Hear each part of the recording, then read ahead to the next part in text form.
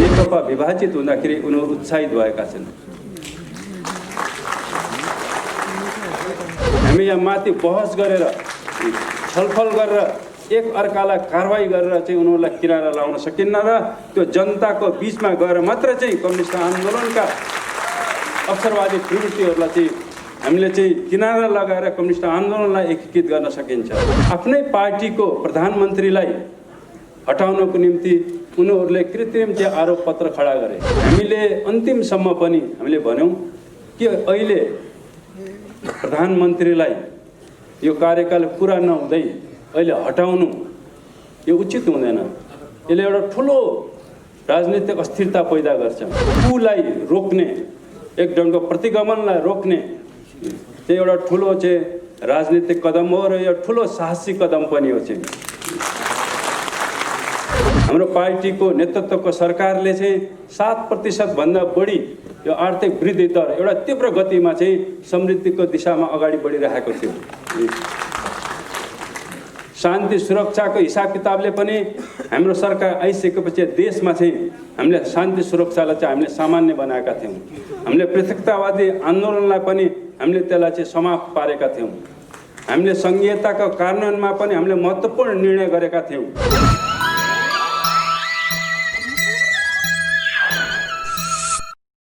काठमाडौँ जिल्लाद्वारा आयोजित बृहत कार्यकर्ता भेलाका सभानायक कमरेड, मञ्चमा आसीन माननीय प्रधानमन्त्री र सचिवालय सदस्य कमरेड ईश्वर पोखरेल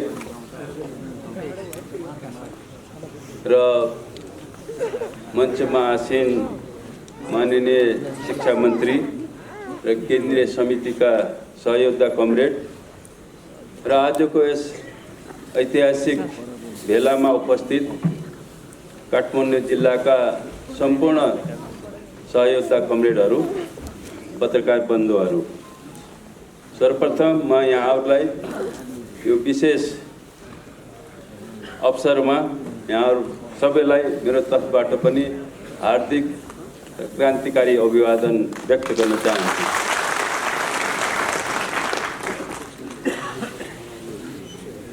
निश्चय पनि आज हामी इतिहासको एउटा विशिष्ट क्षणमा उभिएका छौँ र हामी सबैले के अनुभव गरिरहेका छौँ भने आज हामी अत्यन्तै एउटा जटिल परिस्थितिको सामना गरिरहेका छौँ। आज देशले एउटा विषम परिस्थितिको सामना गरिरहेको छ र यो विषम परिस्थिति ल्याउनुमा कोभिडले पनि एउटा महत्त्वपूर्ण भूमिका खेलेको छ र यो विषम परिस्थिति पैदा हुनुमा हाम्रो पार्टीको अन्तर्सङ्घर्षले पनि एउटा महत्त्वपूर्ण भूमिका खेलेको छ।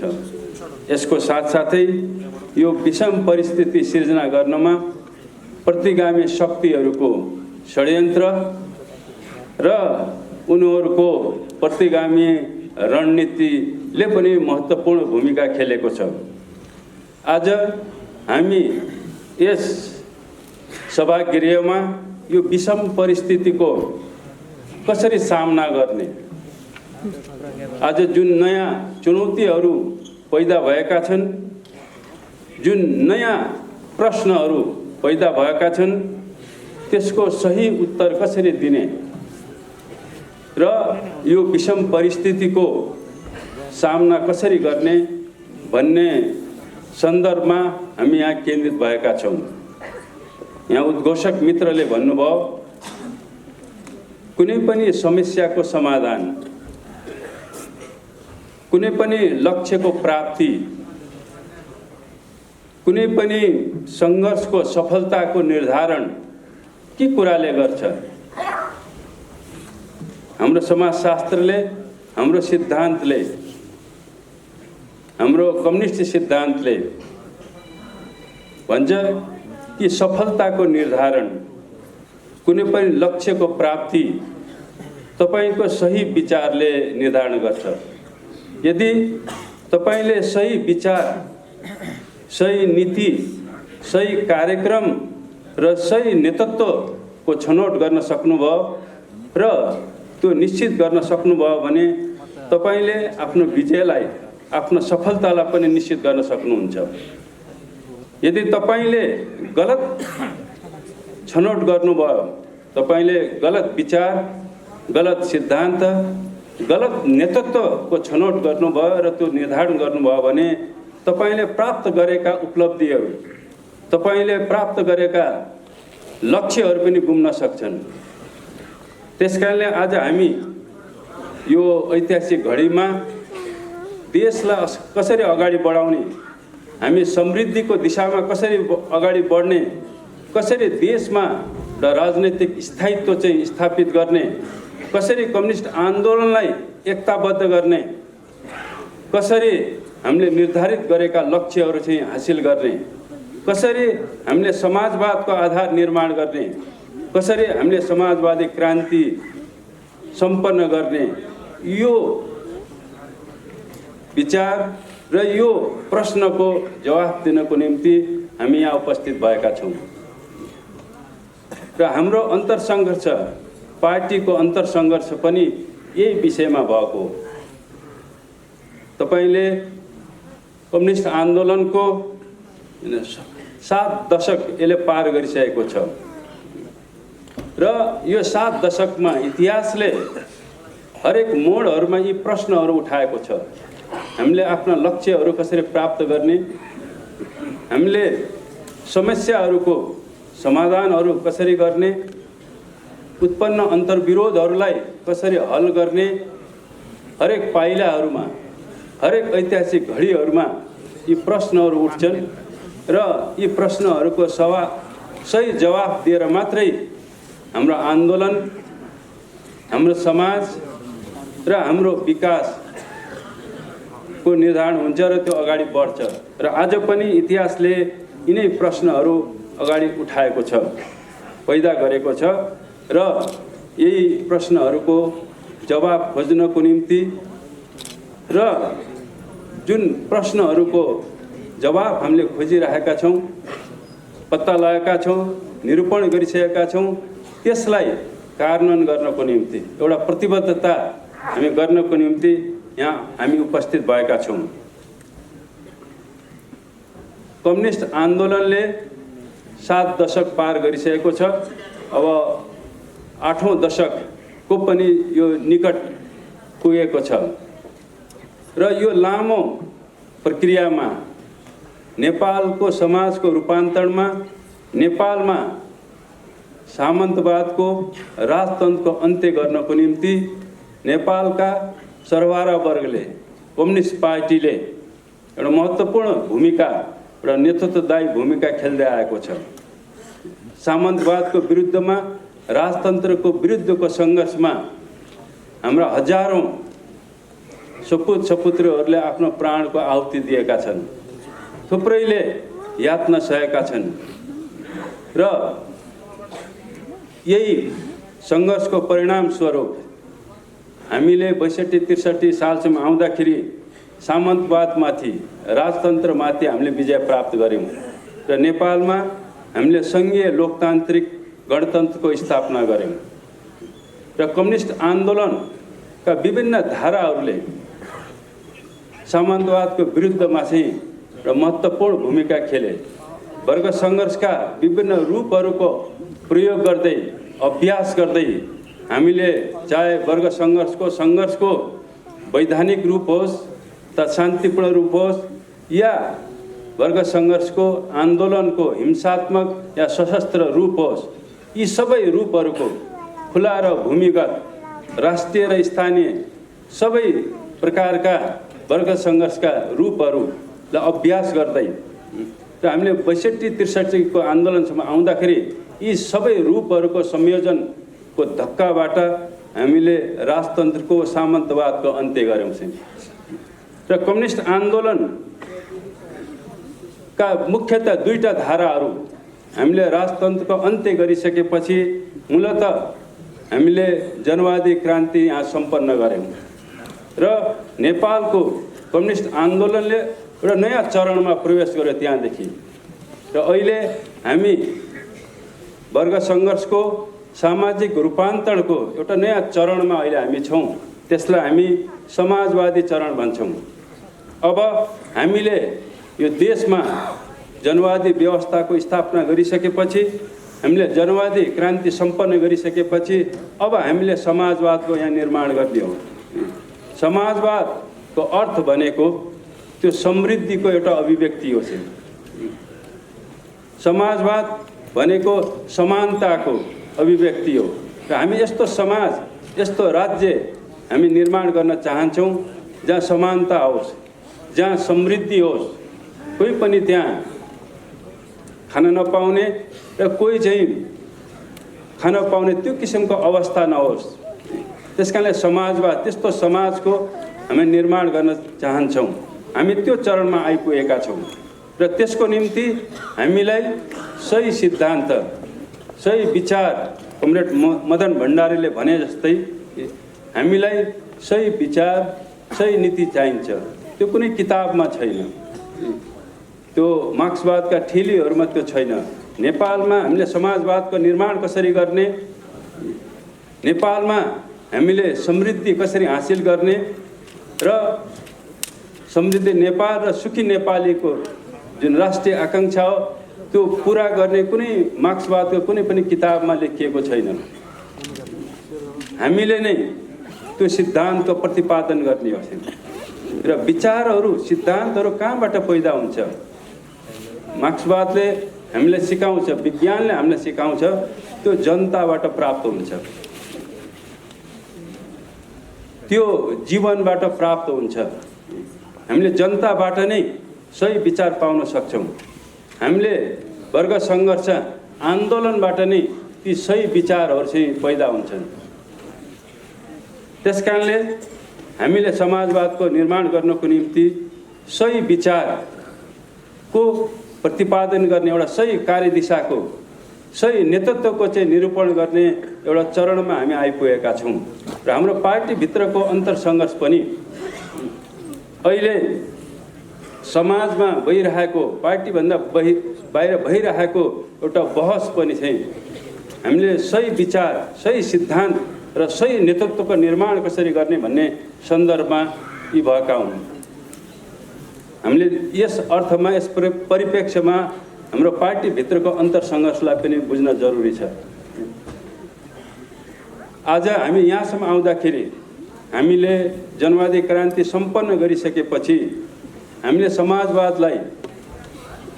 समाजवादको आधार निर्माण गर्नको निम्ति हामीलाई एउटा सही, एउटा शक्तिशाली, एउटा मजबुत नेतृत्व चाहिन्छ भन्ने त्यो निष्कर्ष, त्यो आत्मबोधसहित नेपालको विभाजित कम्युनिस्ट आन्दोलन जो विभिन्न धाराहरूमा विभाजित भएका थिए त्यसलाई एकताबद्ध गर्न जरुरी छ भनेर हामीले नेपालको कम्युनिस्ट आन्दोलनका धाराहरूलाई हामीले एकताबद्ध गऱ्यौँ चाहिँ। र नेकपा एमाले एउटा धाराको प्रतिनिधित्व गर्थ्यो र नेकपा माओवादी केन्द्रले नेपाली कम्युनिस्ट आन्दोलनको अर्को धाराको प्रतिनिधित्व गर्थ्यो। यी दुईटा धाराको एकीकरणबाट नेकपा भन्ने पार्टीको एउटा मजबुत नेतृत्व, एउटा शक्तिशाली चाहिँ पार्टीको हामीले निर्माण गऱ्यौँ यहाँ। र यसको साथसाथै हामीले समाजवादको आधार खडा गर्न, त्यसको निर्माण गर्नको निम्ति एउटा राजनैतिक स्थायित्व चाहिन्छ, एउटा मजबुत सरकार चाहिन्छ भन्ने त्यो आत्मबोधका साथमा चाहिँ हामी जनताको बिचमा गयौँ र जनताले 2/3 चाहिँ एउटा स्थायित्वको चाहिँ जनादेश हामीलाई दियो र 2/3 मतसहितको एउटा मजबुत सरकार, एउटा राजनैतिक स्थायित्वको म्यान्डेट जनताले हामीलाई दिए। र हामीले 62-63सम्म आउँदाखेरि जनताकै बलमा हामीले सङ्घीय लोकतान्त्रिक गणतन्त्रको स्थापना गऱ्यौँ। यो 3टा कुराहरू, जनवादी क्रान्ति भनौँ अथवा चाहिँ सामन्तको अन्त्य पश्चात, यी 3वटा हामीले उपलब्धिहरू चाहिँ हामीले हासिल गऱ्यौँ। एउटा मजबुत कम्युनिस्ट पार्टीको निर्माण, दोस्रो एउटा स्थिर र एउटा मजबुत सरकारको निर्माण र तेस्रो हामीले सङ्घीय लोकतान्त्रिक गणतन्त्रको स्थापना चाहिँ यो तीनवटा एउटा ऐतिहासिक उपलब्धिहरू नेपाली क्रान्तिका सफलताका अभिव्यक्ति हुन् भन्ने हामीलाई लाग्दछ। तर यिनै उपलब्धिहरू प्राप्त गरे पश्चात प्रतिगामी शक्तिहरूले ती उपलब्धिहरूलाई समाप्त पार्न, उनीहरूले फेरि आफ्नो गुमेको सत्तालाई पुनर्स्थापना गर्नको निम्ति उनीहरूले आफ्नो रणनीतिहरू तय गरे। उनीहरूले फेरि प्रतिगमनलाई पुनर्स्थापना गर्नको निम्ति उनीहरूले नेकपालाई, यो आन्दोलनको नेतृत्वलाई कसरी विभाजित गर्ने भन्ने उनीहरूले रणनीति तय गरे। उनीहरूले फेरि प्रतिगमनको पुनर्स्थापनाको निम्ति कसरी फेरि एउटा राजनीतिक अस्थिरता पैदा गर्ने देशमा र नेकपाको नेतृत्वमा भएको सरकारलाई कसरी विघटन गर्ने भन्ने उनीहरूले रणनीति तय गरेछन्। यिनै रणनीति, यो तीनवटा रणनीति अन्तर्गत उनीहरूले यी अवधिहरूमा चाहिँ षड्यन्त्र गर्दै आए र यहाँसम्म आउँदाखेरि हामी के देख्छौँ वस्तुगत परिणामको रूपमा भने उनीहरूले नेकपालाई विभाजन गर्न चाहिँ उनीहरू सफल भए। यो चाहिँ अकाट्य चाहिँ तथ्य हो, परिणाम हो। आज यहाँसम्म आउँदाखेरि उनीहरूले नेकपालाई विभाजित गर्न सफल भए। नेकपाको एउटा गुट पार्टीबाट अहिले अलग भएको छ र यो विभाजनबाट निश्चय पनि उनीहरू धेरै उत्साहित भएका छन्। हामीले देखिरहेका छौँ प्रतिगामी शक्तिहरू, अवसरवादी शक्तिहरू नेकपा विभाजित भएकोमा उनीहरू हिजो एकताबद्ध हुँदाखेरि उनीहरू धेरै चिन्तित थिए, निराश थिए, आक्रोशित थिए। आज नेकपा विभाजित हुँदाखेरि उनीहरू उत्साहित भएका छन्।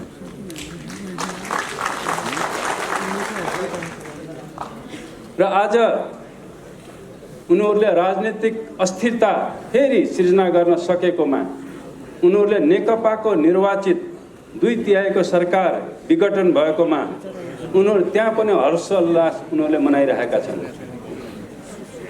र उनीहरू अब के कुरामा ढुक्क जस्तो देखिन्छन् भने अब हाम्रो दिन फर्किनेवाला छ, अब फेरि प्रतिगमन हामी फर्काउन सक्छौँ, फेरि पुरानै सत्ता, पुरानै व्यवस्था, पुरानै परिस्थिति हामी फर्काउन सकिन्छ भन्ने कुरामा उनीहरू धेरै विश्वस्त भएका छन्, धेरै उत्साहित भएको देखिन्छन्। र उनीहरू सडकमा उनीहरूका उत्साहहरू सडकमा देखिन्छन्। उनीहरू छत्ताछुल्ल भएका छन् कि अब प्रतिगमनको दिन आयो भन्ने कुरामा उनीहरू रमाइरहेका छन्। त कमरेडहरू, आज हामी यो ऐतिहासिक घडीमा फेरि कम्युनिस्ट आन्दोलनलाई कसरी एकताबद्ध गर्ने, हामीले प्रतिगमनको खतरालाई, त्यो जोखिमलाई, त्यसको पुनर्स्थापनालाई कसरी रोक्ने, कसरी फेरि देशमा एउटा राजनीतिक स्थायित्व, नेकपाको नेतृत्वमा फेरि एउटा मजबुत सरकार कसरी निर्माण गर्ने भन्ने प्रश्नसहित यहाँ उपस्थित भएका छौँ। पक्कै पनि हाम्रो पार्टीले यसको जवाफ दिएको छ, हाम्रो नेतृत्वले यसको सही जवाफ दिएको छ। अब हामीले विभाजित कम्युनिस्ट आन्दोलनलाई, यो पुनः विभाजित कम्युनिस्ट आन्दोलनलाई हामी अब जनताको बिचमा गएर जनताले मात्र यो विभाजित कम्युनिस्ट आन्दोलनलाई फेरि एकताबद्ध गर्न सक्छन्। त्यसकारणले हामीले जनतामा जाने नीति तय गरेका छौँ, हामीले त्यो निर्णय गरेका छौँ। हामीलाई लाग्छ यो एकदम सही नीति छ। हामीले फेरि राजनीतिक स्थायित्व, नेकपाको नेतृत्वमा एउटा मजबुत सरकार, समाजवादको आधार निर्माण गर्नको निम्ति, विकास र समृद्धिको निम्ति चाहिँ एउटा मजबुत सरकार नेकपाको नेतृत्वमा कसरी फेरि चाहिँ निर्माण गर्ने, गठन गर्ने, त्यो पनि हामी जनताको बिचमा मात्रै गएर गर्न सक्छौँ। जनताले मात्रै एउटा स्थायित्व दिन सक्छ, जनताले मात्रै नेकपाको नेतृत्वमा एउटा मजबुत सरकार दिन सक्छ। त्यसकारणले हामीले जनताको बीचमा जाने हामीले निर्णय गरेका छौँ र प्रतिक्रान्तिको जो खतरा पैदा भएको छ, अहिले आकाशमा जो मडारिएको छ प्रतिक्रान्तिका खतराहरू, जो चलखेलहरू अहिले भइरहेका छन्, फेरि चाहिँ प्रतिगमनलाई चाहिँ यहाँ पुनर्स्थापित गर्ने देशी विदेशी शक्तिहरूले हामीले चलखेल गरिरहेको देखिरहेका छौँ। उनीहरू उत्साहित भएको, उनीहरू क्रियाशील भएको हामीले देखिरहेका छौँ। प्रतिक्रान्तिलाई, प्रतिगमनलाई पनि अब पार्टीहरूले मात्र रोक्न सक्दैन, अब जनताले मात्र त्यसलाई रोक्न सक्छ। त्यसका हामी जनताको बिचमा प्रतिक्रान्तिलाई रोक्न, प्रतिगमनलाई रोक्नको निम्ति हामीले हाम्रो एजेन्डाहरूलाई लिएर जाने, हाम्रो गणतन्त्रको एजेन्डा, हाम्रो चाहिँ सङ्घीयताको एजेन्डा, हाम्रो समृद्धिको एजेन्डा, हाम्रो राष्ट्रियताको एजेन्डा, त्यो लिएर जनताको बिचमा जान जरुरी छ र जनतालाई चाहिँ फेरि जागृत गरेर, करोडौँ जनतालाई परिचालन गरेर हामीले प्रतिक्रान्तिलाई रोक्ने हो। हामीले पुनः चाहिँ एउटा स्थायित्व हामीले स्थापित गर्ने हो। पुनः विभाजित कम्युनिस्ट आन्दोलनलाई हामीले चाहिँ जनताको सहयोगमा मात्रै त्यसलाई हामी फेरि एकताबद्ध गर्न सकिन्छ। त्यसकारणले हामीले मध्यावधि निर्वाचनमा जाने, अब पुरानो संसदले एउटा स्थायित्व दिन सक्दैन, उसले सकेन थियो। यहाँसम्म आउँदाखेरि पुरानो संसद एउटा अस्थिरताको संयन्त्रमा परिणत भइसकेको छ। त्यसकारण यसको औचित्य सकियो। त्यसकारण हामीलाई नयाँ संसदको पुनर्स्थापना, नयाँ संसदको स्थापना ने आजको सही पोलिसी हुनसक्छ, सही नीति हुनसक्छ, सही मार्गचित्र हुनसक्छ। त्यसकारणले नयाँ संसद, पुरानो संसद होइन, नयाँ संसदको स्थापना नै आजको सही चाहिँ नीति हो, सही मार्गचित्र हो। आज हामी जनताको बिचमा गएर लाखौँ करोडौँ जनतालाई परिचालन गरेर चाहिँ नयाँ संसदको स्थापना गर्ने र त्यो मार्फतबाट एउटा स्थिर सरकार, एउटा शक्तिशाली सरकारको निर्माण गर्ने र निर्वाचनको माध्यमबाट कम्युनिस्ट आन्दोलनलाई पनि हामीले एकीकृत गर्नेछौँ। यो माध्यम नै यस्तो माध्यम हो जसबाट फेरि हामी विभाजित कम्युनिस्ट आन्दोलनलाई एकीकृत गर्न सकिन्छ र कम्युनिस्ट आन्दोलनमा भएका अवसरवादी चाहिँ तत्त्वहरूलाई, अवसरवादी प्रवृत्तिलाई चाहिँ हामी किनारा लगाउन सकिन्छ। जनतामा गएर हामी यहाँ माथि बहस गरेर, छलफल गरेर, एक अर्कालाई कारवाही गरेर चाहिँ उनीहरूलाई किनारा लगाउन सकिन्न र त्यो जनताको बिचमा गएर मात्र चाहिँ कम्युनिस्ट आन्दोलनका अवसरवादी प्रवृत्तिहरूलाई चाहिँ हामीले चाहिँ किनारा लगाएर कम्युनिस्ट आन्दोलनलाई एकीकृत गर्न सकिन्छ। आज कम्युनिस्ट आन्दोलनमा फुट पैदा भएको कारण पनि चाहिँ अवसरवादी प्रवृत्तिको कारणले गर्दाखेरि हो। एउटा पद लोलुप, सत्ता लोलुप चाहिँ प्रवृत्तिको कारणले गर्दाखेरि चाहिँ कम्युनिस्ट आन्दोलनमा चाहिँ त्यो विभाजन आएको हो। तपाईँले पछिल्लो चाहिँ पार्टीभित्रको अन्तर सङ्घर्षमा हेर्नुभयो भने त्यहाँ कुनै राजनीतिक विषयमा चाहिँ हाम्रो सङ्घर्ष छैन। त्यहाँ सत्ता अंश बढ्नमा हाम्रो झगडा छ। को प्रधानमन्त्री हुने, को राष्ट्रपति हुने, को पार्टीको अध्यक्ष हुने, त्यहाँ केन्द्रित छ बहस। को कमिटीका चाहिँ अध्यक्ष हुने, को सचिव हुने, को मन्त्री हुने, को राजदूत हुने, त्यहाँ बहस छ। त्यहाँ यो कुनै राजनीतिक बहस छैन, कुनै विचारधारात्मक बहस छैन। र किन संसद विघटन हुनु पर्यो, गर्नु भयो विघटन? किन पार्टीबाट एक थरी कमरेडहरू चाहिँ एउटा गुट चाहिँ अलग भयो? त्यसको पछाडि त्यो पावर सेयरिङ अथवा त्यसलाई सत्ता लोलुपतालाई नै बढी काम गरेको छ। पार्टीभित्रको अन्तर सङ्घर्षको चाहिँ एउटा उत्कर्षमा आउँदाखेरि हामी के देख्छौँ भने हाम्रा कमरेडहरूले पार्टीको अध्यक्षलाई हटाउनको निम्ति उनीहरूले आरोप पत्र खडा गरे। उनीहरूले आफ्नै पार्टीको प्रधानमन्त्रीलाई हटाउनको निम्ति उनीहरूले कृत्रिम चाहिँ आरोप पत्र खडा गरे। हुनसक्छ पार्टीको अध्यक्ष एउटा व्यक्ति पनि हो र कमी कमजोरीहरू सबैमा हुन्छन् र ती कमी कमजोरीहरूलाई सच्याउने कुरा हो। तर कमरेडहरूले पार्टीको अध्यक्षलाई चाहिँ कमरेडहरूले एउटा कमरेडको रूपमा नभएर एउटा अपराधीको रूपमा उहाँहरूले चाहिँ आरोपपत्र खडा गर्नुभयो र त्यसलाई कारबाहीको हदसम्म लैजाने उहाँहरूले प्रयत्न गर्नुभएको थियो। प्रधानमन्त्रीलाई, पार्टीको देशको एउटा प्रमुखलाई, संसदीय दलको नेतालाई उहाँहरूले आफ्नो नेताको रूपमा होइन एउटा अपराधीको रूपमा उहाँहरूले खडा गर्नुभयो र प्रधानमन्त्रीबाट हटाउने उहाँहरूले चाहिँ योजना बनाउनु भएको छ। हामीले भन्यौँ कमरेड तपाईहरुको यो आरोप चाहिँ यो सही छैन, यो उचित छैन। अहिले पार्टीको अध्यक्षलाई हटाउने कुरा यो तपाईहरुको सोच, यो तपाईहरुको नीति, यो कदम भने यसले पार्टीलाई विभाजनतिर लान्छ। कम्युनिस्ट पार्टी विभाजनतिर, विघटनतिर चाहिँ लैजान्छ यो तपाईको यो कदमले, यो आरोपले। त्यसकारणले यो आरोप तपाईहरुले फिर्ता लिनुस्। ठीक छ, कमी कमजोरी छ भने हामी आत्मालोचना गरौँ र अध्यक्षलाई हटाउनु पर्ने हो भने एउटा विधिसङ्गत ढङ्गले महाधिवेशनको प्रक्रियाद्वारा अध्यक्षलाई हटाउन सकिन्छ।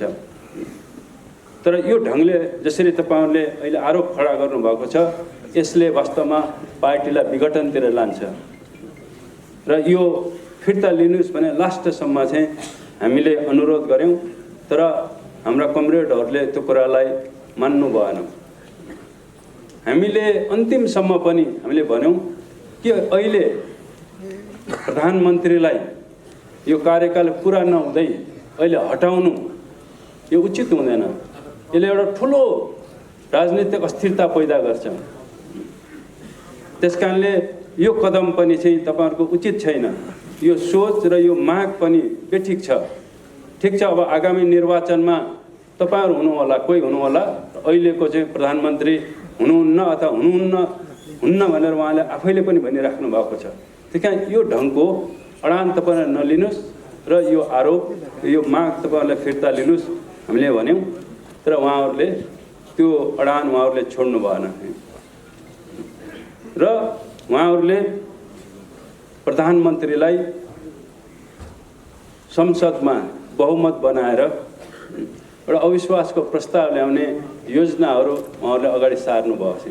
एक ढङ्गको राजनीतिक कु भनौँ, उहाँहरूले चाहिँ त्यो दिशातिर उहाँहरू अगाडि बढ्ने नै उहाँहरूको चाहिँ अडान यथावत देखिसकेपछि त्यसपछि अब यो संसद जहाँ नेकपाको 2/3 मत छ, यो एउटा स्थिरताको एउटा संयन्त्रको रूपमा थियो।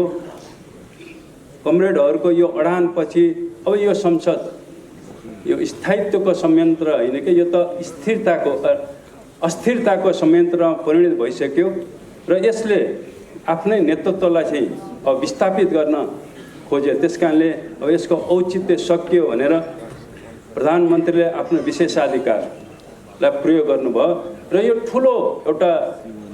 ठुलो राजनीतिक कदम हो। यो चाहिँ एउटा संवैधानिक कदम भन्दा पनि यो ठुलो राजनीतिक कदम हो। चाहिँ राजनीतिक कुलाई रोक्ने, एक ढङ्गको प्रतिगमनलाई रोक्ने चाहिँ एउटा ठुलो चाहिँ राजनीतिक कदम हो र यो ठुलो साहसी कदम पनि हो। चाहिँ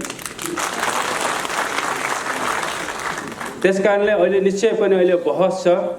यो बहस अब अदालतमा पुगेको छ कि यो कदम उठाउनु यो संवैधानिक थियो कि यो असंवैधानिक थियो, यो अग्रगामी कदम थियो कि यो प्रतिगामी कदम हो भन्ने कुरा त्यो अदालतले फैसला गर्छ। तर यो अग्रगामी कदम हो र यसले यो कदमले चाहिँ प्रतिगमनलाई चाहिँ रोक्यो। चाहिँ तत्काल जो हुन खोजिरहेको थियो त्यो प्रतिगमनलाई चाहिँ यसले रोक्यो चाहिँ र भविष्यले निश्चित रूपमा यसलाई प्रमाणित गर्नेछ यो कदम सही थियो र हामीलाई विश्वास छ अदालतले पनि चाहिँ यो कदमको पक्षमा नै चाहिँ आफ्नो आदेश दिनेछ भन्नेमा हामी विश्वस्त छौँ। त कमरेडहरू, आज हामी जुन बिन्दुमा आइपुगेका छौँ, पक्कै पनि एउटा जटिल मोडमा हामी आइपुगेका छौँ, एउटा घुम्तीमा हामी आएका छौँ। त्यसैले हेर्दाखेरि हामी कतै पछि फर्किएको त होइन भन्ने जस्तो देखिन्छ, तर त्यो होइन। हामी अहिले रूपमा, बाह्य रूपमा हामी अलिकता पछि फर्के जस्तो, एउटा विघटनतिर गए जस्तो अथवा एउटा प्रतिगमनतिर गए जस्तो देखिए पनि त्यस्तो होइन। यो बाह्य रूपमा त्यसो हो, तर हामी एउटा नयाँ उचाइमा चाहिँ हामी पुगेका छौँ। हामी पुरानो ठाउँमा छैनौँ। विकासको दृष्टिले पनि हामी नयाँ ठाउँमा पुगेका छौँ। यहाँसम्म आउँदाखेरि हाम्रो पार्टीको नेतृत्वको सरकारले चाहिँ 7% भन्दा बढी यो आर्थिक वृद्धि दर एउटा तीव्र गतिमा चाहिँ समृद्धिको दिशामा अगाडि बढिरहेको थियो। शान्ति सुरक्षाको हिसाब किताबले पनि हाम्रो सरकार आइसकेपछि देशमा चाहिँ हामीले शान्ति सुरक्षालाई चाहिँ हामीले सामान्य बनाएका थियौँ। हामीले पृथकतावादी आन्दोलनलाई पनि हामीले त्यसलाई चाहिँ समाप्त पारेका थियौँ। हामीले सङ्घीयताको कार्यान्वयनमा पनि हामीले महत्त्वपूर्ण निर्णय गरेका थियौँ भने देशको भौगोलिक अखण्डताको निम्ति पनि महत्त्वपूर्ण कदम चाहिँ हाम्रो सरकारले, हाम्रो पार्टीले उठाएको थियो। त्यही कारण राष्ट्रिय स्वाधीनताको पक्षमा, भौगोलिक अखण्डताको पक्षमा, हामीले समृद्धिको पक्षमा र कम्युनिस्ट आन्दोलनको विकासको पक्षमा हाम्रो पार्टीले, हाम्रो नेतृत्वले चाहिँ ऐतिहासिक कदम उठाए, ऐतिहासिक उपलब्धि हासिल गरेको छ। त्यही कारण हामीले निराश हुनुपर्ने आवश्यकता छैन। अहिले जुन किसिमको समस्या अहिले देखिएको छ त्यो एउटा अस्थायी हो, त्यो क्षणिक हो। यो समस्यालाई, यो घेराबन्दीलाई हामीले पार गर्नेछौँ र हामी समाजवादको दिशातिर, हामी समृद्धिको दिशातिर, हामी एकताको दिशातिर, हामी स्थायित्वको दिशातिर चाहिँ हामी दृढतापूर्वक अगाडि बढ्नेछौँ। अहिले देशव्यापीमा जो स्थिति देखा परेको छ, मेचीदेखि महाकालीसम्म पार्टीको नेतृत्वले जुन निर्णय लिएको छ, जुन कदम उठाएको छ, सबैतिरबाट सर्वत्र चाहिँ समर्थन चाहिँ पार्टीलाई छ, पार्टी नेतृत्वलाई छ। अब आगामी दिनहरूमा हामी एक ढिक्का भएर हामी अब जनताको बिचमा जाने हो, एउटा नयाँ आन्दोलनमा जाने हो। मध्यावधि निर्वाचन भनेको एउटा आन्दोलन हो, एउटा ठुलो ऐतिहासिक आन्दोलन हो। हामी हाम्रा अग्रगामी एजेन्डाहरूलाई लिएर, विकासका एजेन्डा, एकताको एजेन्डा, हामीले गणतन्त्रको एजेन्डा, हाम्रो राष्ट्रियताको एजेन्डाहरूलाई लिएर हामी जाने हो। हामीले जनताको बिचमा गएर प्रतिगमनकारीहरूलाई, अवसरवादीहरूलाई भण्डाफोड गर्ने हो, उनीहरूलाई चाहिँ किनारा लगाउने हो चाहिँ। र पक्कै पनि हामीलाई विश्वास छ जनता एकता चाहन्छन्, जनता स्थायित्व चाहन्छन्, जनता समृद्धि चाहन्छन्, जनता राष्ट्रिय अखण्डता स्वाधीनता चाहन्छन्। त्यसकारणले हाम्रो एजेन्डामा हाम्रा एजेन्डाहरू सही छन्, हाम्रा नीतिहरू सही छन्, हाम्रा विचारहरू सही छन् र हाम्रो नेतृत्व पनि सही छ। यो विश्वासका साथमा चाहिँ हामी अगाडि बढौँ। आज यो ऐतिहासिक घडीमा म सम्पूर्ण काठमाडौँका सबै नेता कार्यकर्ता कमरेडहरूमा म यही अपिल गर्न चाहन्छु, हामी एक ढिक्का छौँ र एक ढिक्का भएर जनताको बिचमा जाउँ, एउटा नयाँ अभियानमा जाउँ र यो नयाँ अभियानमा विजय प्राप्त गरौँ। यही शुभकामना सहित म बिदा हुन्छु। धन्यवाद।